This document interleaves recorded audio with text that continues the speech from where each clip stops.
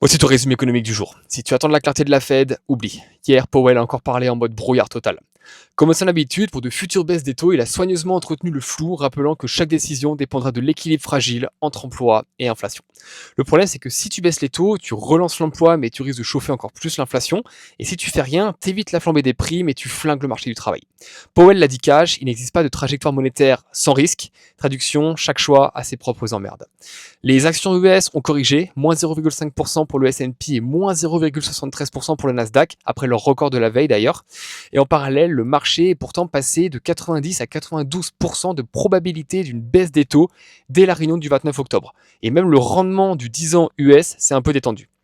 Côté géopolitique, Trump a encore changé de disque sur l'Ukraine. Cette fois, il a dit que l'OTAN devrait abattre les avions russes qui violent son espace aérien et que l'Ukraine pourrait même récupérer ses territoires perdus, voire plus. Résultat, le pétrole est reparti à la hausse et ça devrait booster les valeurs de la défense en Europe ce matin. Trump a aussi annoncé qu'il verrait Lula la semaine prochaine, histoire de retenter de débloquer la tension douanière avec le Brésil. Voilà ton résumé économique quotidien. Dis-moi ce que tu en penses dans les commentaires et abonne-toi pour suivre l'économie mondiale sans te prendre la tête.